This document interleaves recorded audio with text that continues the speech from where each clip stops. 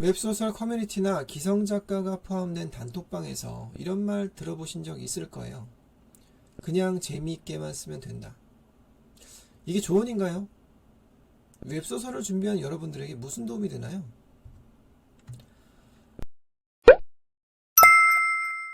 안녕하세요, 진문입니다. 저는 5년째 웹소설 아카데미를 운영하고 있는 강사입니다. 그동안 약 130여 분 이상의 작가들을 데뷔시켰고 저와 계약한 작품 중에서 5작품을 웹툰화시키는 데 성공했어요. 구체적으로 어떤 작품이 웹툰화가 되었는지 또 어떤 작품이 저희와 직계약을 했는지는 저희 진문 아카데미 블로그를 찾아보시면 손쉽게 확인하실 수 있습니다. 블로그 링크는 첫 댓글로 고정시켜 두겠습니다. 웹소설의 매력에 흠뻑 빠진 분들이 작가가 되겠다는 목표를 세우면 가장 먼저 웹소설 커뮤니티나 작가 단톡방을 찾게 됩니다. 여기서 많은 도움을 받게 되는데요. 모든 조언들이 도움이 되는 것은 아닙니다. 대표적인 것이 바로 그냥 재밌게만 쓰면 된다는 조언이에요. 사실 이 말은요, 듣는 사람에게 아무런 도움이 안 되고요. 그 어떠한 지침도 안 돼요. 그럼에도 정말 많은 작가들이나 강사들이 이런 말을 사용하고 있죠. 왜일까요? 가장 큰 이유는 더 이상 할 말이 없기 때문이에요.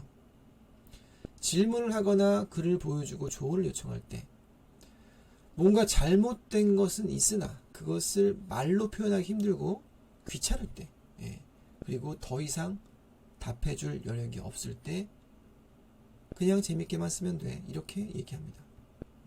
그러니까 일종의 거절 처리예요. 더 이상 묻지 마라는 의미입니다.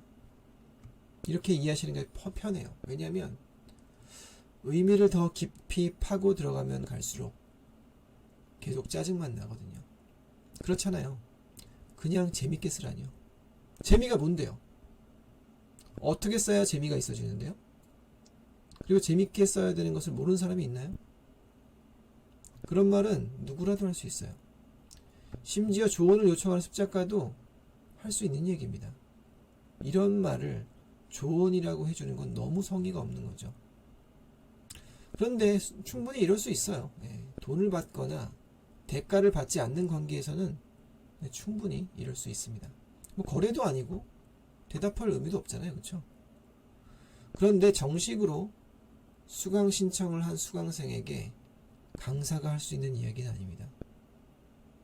또 그런 이야기를 해주고 무료라고 하더라도 그런 이야기를 해주고 갑질을 할 수 있다는 얘기도 아니에요.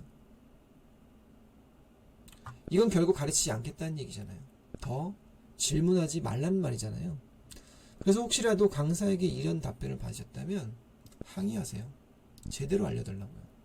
재미가 정확히 뭔지, 재밌게 쓰려면 어떻게 자신의 글을 개선해야 되는지 구체적인 방법을 알려달라고 요청하세요. 사실 이 분야에서 가르치다 보면 잘못된 조언 때문에 글 쓰는 방향을 잘못 잡아서 오는 경우가 많습니다. 그냥 재밌게만 쓰면 돼라는 조언은 다른 조언에 비해서 그렇게 심각한 결과를 초래하진 않아요. 그 말로 여러분의 글이 바뀌거나 하진 않거든요. 문제는 실질적으로 여러분들의 글에 영향을 미치는 조언들입니다. 이를테면 전개를 빨리 해야 된다, 설정은 짧게만 써야 된다, 문장을 짧게 써야 한다, 이런 조언들이에요. 언뜻 듣기에는 맞는 말 같잖아요. 그쵸? 하지만 이 말들은 각각의 습작가들에게 그들의 글을 직접 읽어보고 정확한 위치에 정확하게 해주지 않으면 오해를 불러와요. 그래서 오히려 글을 망치게 됩니다. 누군가를 가르칠 때 가장 중요한 것은 조언의 시기예요. 모든 이들에게 보편적으로 필요한 말들은 그렇게 많지 않고 또 그런 말들이 있다고 하더라도 실질적으로 도움이 되지 않는 경우가 많습니다. 각각의 습작가들에게 정말로 도움이 되려면 꼭 필요한 시기에 정확한 조언을 해줘야 돼요.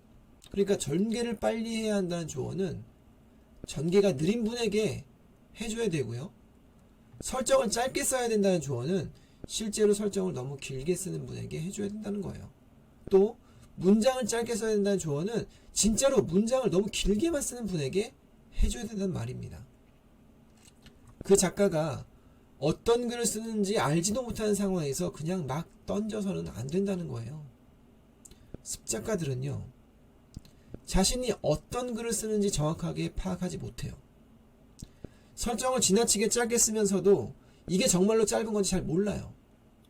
그러니까 이런 분에게 설정을 짧게 써야 한다고 이야기하면 그 상태에서 더욱 짧게 쓰거나 아예 안 쓰는 경우도 생긴다는 거죠. 이러면 전혀 읽을 수가 없는 글이 됩니다. 적어도 주인공이 누군지, 여긴 어딘지, 이게 무슨 장면인지 맥락은 알려줘야 읽을 수가 있으니까요. 배움에는요, 때가 있어요. 그리고 단계가 있습니다. 그 시기에 필요한 것을 정확하게 알려주는 것이 교육의 핵심입니다. 항상 문제는 이 때를 놓치기 때문에 발생해요. 코칭을 하다 보면 저와 만나기 전에 잘못된 조언을 잘못 받아들이는 과정에서 안 좋은 습관이 정착된 경우를 많이 접합니다. 이때는 별 수가 없어요. 그 습관을 고치기 위해서 바른 인식을 심어줘야 되고, 이에 따른 훈련을 더욱 열심히 해야 돼요. 만약 본인이 이런 습관 때문에 나아가지 못한다고 생각하시는 분들은 문의해 주세요.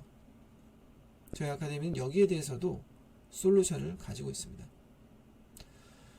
네, 오늘 내용 어떠셨나요? 잘못된 조언들로 인한 피해 사례는 너무 중요한 문제라서 다음에 좀 더 심화해서 다뤄보겠습니다. 도움이 되셨다면 좋아요, 구독, 알림 설정 부탁드리고요. 제가 다루면 좋을 것 같은 주제들은 댓글로 적어서 적어주세요. 선별해서 제작해 보겠습니다. 네, 다음 영상으로 찾아뵙겠습니다.